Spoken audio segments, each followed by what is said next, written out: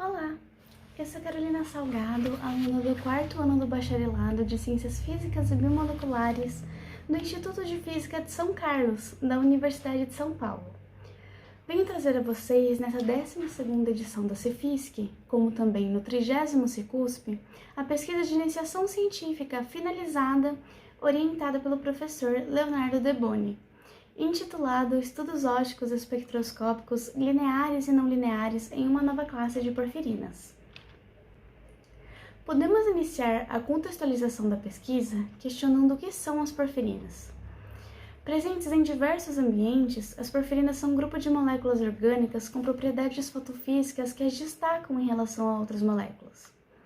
Isso ocorre devido à sua estrutura molecular com um macrociclo tetrapirrólico, que é um sistema de conjugação pi-longas. Esse tipo de configuração permite a movimentação dos elétrons por todo o composto quando há interação entre a molécula e uma fonte de luz. Ou seja, ela aumenta a polarizabilidade dessa molécula. A sua estrutura pode sofrer modificações na região periférica ou no interior do macrociclo, o que irá causar uma variação na fotofísica da porfirina. No caso estudado, trata-se de duas porfirinas com 4 grupos fluoreno dispostos ao redor do anel, onde a única distinção entre elas ocorre no interior do macrociclo, onde em uma delas há a adição de um íon metálico de zinco. Buscando compreender os caminhos de relaxação de uma molécula, utiliza-se o diagrama de Jablonski como aqui retratado. A grosso modo, após a absorção de luz, a molécula ficará agitada e poderá retornar ao estado fundamental, de forma radiativa, como a fluorescência, ou não radiativa, que inclui a conversão interna, ou então passando primeiro pelo estado tripleto, transferindo energia pelo cruzamento entre sistemas. Procura-se estudar esse tipo de molécula devido ao potencial dessa classe na utilização em inúmeras aplicações, como na medicina, com a terapia fotodinâmica, a terapia fototérmica, ou na área de materiais em sistemas de conversão de energia. Temos um exemplo do funcionamento da terapia fototérmica, onde a partir da administração de um agente fototérmico, que pode ser uma porfirina, e da incidência de luz próxima ao infravermelho, é possível causar morte celular devido ao aumento da temperatura, ocorrendo em uma região controlada e sendo um método minimamente invasivo. Sabendo disso, busca-se a caracterização das duas porfirinas inéditas, primeiro na ótica linear, a partir da obtenção dos seus espectros de absortividade molar e de emissão de fluorescência, que são utilizados no cálculo das eficiências quânticas de fluorescência, e em seguida na ótica não linear. Nesse ramo não linear, tem-se como objetivo determinar os tempos de vida de fluorescência e as eficiências quânticas de formação de tripleto, sendo este o maior foco. Quando a definição desses valores, procura-se calcular as taxas de decaimento radiativo, KR, e não radiativos, que inclui cruzamento entre sistemas KCIS e a conversão interna KCI. Apesar do destaque do trabalho ser a fração não linear, cada um dos resultados obtidos são essenciais para a caracterização das porfirinas estudadas. Dado isso, podemos dar seguimento para a metodologia e as técnicas utilizadas no desenvolvimento da pesquisa. A primeira etapa é referente à fluorescência estacionária, no âmbito da ótica linear. Inicialmente foi feito o preparo de 4 soluções com as duas porfirinas dissolvidas em diclorometano e dimetilsulfóxido, mantendo sempre concentrações baixas para evitar a formação de agregados que poderiam impactar no resultado das medidas.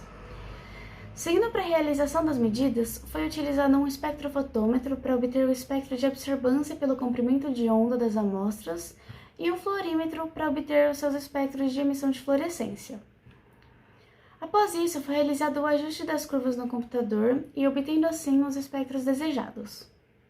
Agora, para a segunda etapa, foi trabalhada a fluorescência resolvida no tempo. Aqui podemos ver o primeiro funcionamento do aparato experimental, onde é utilizado um laser faros pulsado da ordem temporal de 220 segundos. O pulso 1 sai do laser e passa por um conjunto de lentes, que focalizam o feixe, então ele é incidido na amostra, que está inserida em uma cubeta de quartzo fundido. A porfirina irá absorver essa energia e decair, e a fluorescência dela nesse momento é captada por uma fibra ótica que chega ao osciloscópio, para então ser armazenada no computador. Essa montagem conta com uma shutter, que é controlada por um software, esse software desenvolvido pelo grupo da fotônica. E ela é controlada no momento em que as medidas estão sendo realizadas, permitindo ou não a passagem do feixe de luz. Essa etapa experimental também conta com um potenciômetro que mede a energia do pulso antes de chegar na amostra, para que o sistema possa ser calibrado, sabendo exatamente quanta energia será incidida na solução. As medidas são realizadas variando a atenuação da potência do laser, e assim obtendo dados com mais precisão. Nota-se no esquema a presença de 2 pulsos diferentes, e vocês podem se perguntar por que há essa demarcação. O significado disso se dá na técnica utilizada para a medição do tempo de vida de fluorescência e para a eficiência de formação de tripletos. Para o tempo de vida de fluorescência, é utilizado apenas um pulso para a estação da amostra, obtendo apenas uma curva de decaimento. Já para a obtenção da eficiência quântica de tripleto, utiliza-se 2 pulsos espaçados temporalmente, espaçados de aproximadamente 15 nanosegundos. Isso gera uma dupla fluorescência, como pode-se ver aqui, dando início à análise computacional. Essa dupla fluorescência mostra a diferença de moléculas que foram excitadas no primeiro e no segundo pulso, já que as moléculas que passaram pelo cruzamento intersistemas estão presas por mais tempo no estado tripleto do que as moléculas que decaíram da primeira fluorescência. Então, após a etapa experimental, é necessária a realização do ajuste das curvas obtidas, onde foi utilizada uma amostra de rodamina 6G dissolvida em etanol, onde essas medidas da rodamina foram feitas junto com as medidas das porfirinas. Essa rodamina é utilizada que, por possuir a tripletização insignificante para esse tipo de medida, pode tomar o papel de calibração inferior. Após esse ajuste, o software separa as 2 fluorescências e, com uma análise espacial, se obtém a eficiência quântica de formação de tripleto.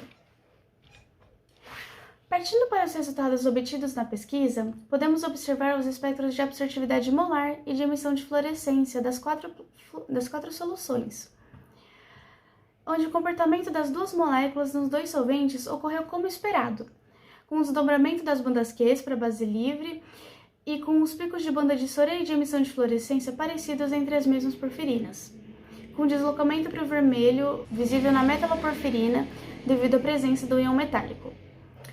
Nessa tabela se faz presente todos os outros valores que buscava se determinar, onde podemos dar alguns destaques nessa discussão. Primeiro, a porfirina de zinco apresentou uma maior eficiência quântica de fluorescência e de formação de tripleto, indicando que ela fluoresce mais e transfere mais para o tripleto, enquanto seu tempo de vida foi diminuído, mostrando que ela decai mais rápido do estado singleto, sendo que todas essas afirmações são válidas apenas quando comparadas à porfirina de base livre. Quando dissolvida no DCM, houve uma diminuição do tempo de vida de fluorescência, o que mostra uma coerência com a literatura em porfirinas parecidas com essas. Já em relação às taxas de decaimento, a maior dentre elas foi a de conversão interna, mostrando que elas possuem essa tendência de relaxação, o que pode indicar que elas seriam boas aliadas para a terapia fototérmica. Além disso, a taxa de cruzamento intersistemas foi melhor para a porfirina de zinco, ou seja, entre ambas, essa metaloporfirina pode ser a mais indicada para a terapia fotodinâmica. Concluído tudo o que vimos até aqui, podemos dizer que os objetivos da pesquisa foram concluídos com a realização de uma caracterização fotofísica elaborada das porfirinas de interesse. Os resultados mostram a taxa de cruzamento entre sistemas mais facilitada para a porfirina de zinco, indicando maior empregabilidade para a terapia fotodinâmica ao ser comparada com a base livre. E também que, dentre todos os caminhos de relaxação possíveis, a conversão interna apresentou suas maiores taxas. Logo, elas podem ser consideradas em uma possível aplicação para a terapia fototérmica. Por fim, gostaria de agradecer ao Instituto de Física de São Carlos, ao Conselho Nacional de Desenvolvimento Científico e Tecnológico, ao Grupo da Fotônica e ao mestrando Rafael Garcia, por fornecerem as ferramentas necessárias para o desenvolvimento dessa pesquisa. E espero que essa apresentação tenha sido enriquecedora para você que acompanhou até aqui. Obrigada!